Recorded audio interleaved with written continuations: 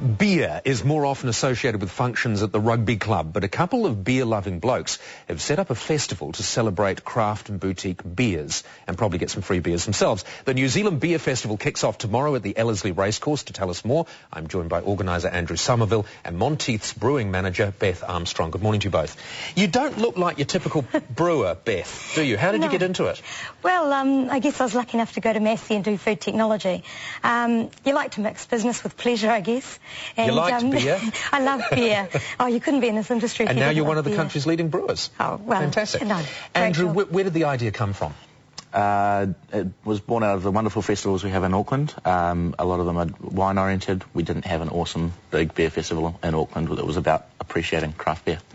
We're buying less beer a year, but we're actually spending more money on beer, aren't we? Does that mean that we're beginning to savour the different varieties? Oh, absolutely. I think what it is that people are really starting to appreciate different styles. You know, in the Monteith's range, you've got so many different varieties of beer. You don't just have a standard ale these days. You know, people are trying things with lemon and lime, like Monteith's Radler, Monteith's Black that's got chocolate and roasted barley. You can match it with food.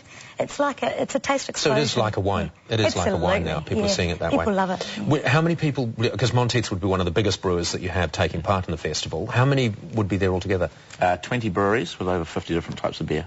And some of them are tiny little boutique. Monteith's really isn't a boutique brewer, is it? You call yourself a craft brewer. We're a craft brewer, yeah. Some of your breweries are tiny, tiny. Absolutely, like a husband and wife teams or one-man bands. Brilliant. And it's not only, of course, the beer, there's the entertainment and the food. If you have wine and cheese, you have beer and... all sorts. So, chocolate, in fact. Black Really? beer and chocolate, yeah. I'd try it. What sort of foods will you have there? Well, I think you'll recognise Fatima's, Calamero, East, NZ Wild Foods that do snapper burgers and venison burgers, Muscle Madness that do all sorts of different things with It's mussels. a fantastic idea. Good time of year to have it too, when people are just getting over the Christmas holidays. February's the year of the festival. Are you going to handle people that partake in too much of the product? What will you do with those people? There's really not going to be too much tolerance for going overboard. You know, it's it's been an interesting relationship with the police and the local authorities. We have to prove that that I want this to be around in year 10. We have to prove that we can do things responsibly. Look after it. Right, so you'll police it well. I'm sure you will. Well, it sounds like great fun. That's tomorrow. That's Andrew Somervell and Beth Armstrong. Thank you for joining us. Thank you. Okay.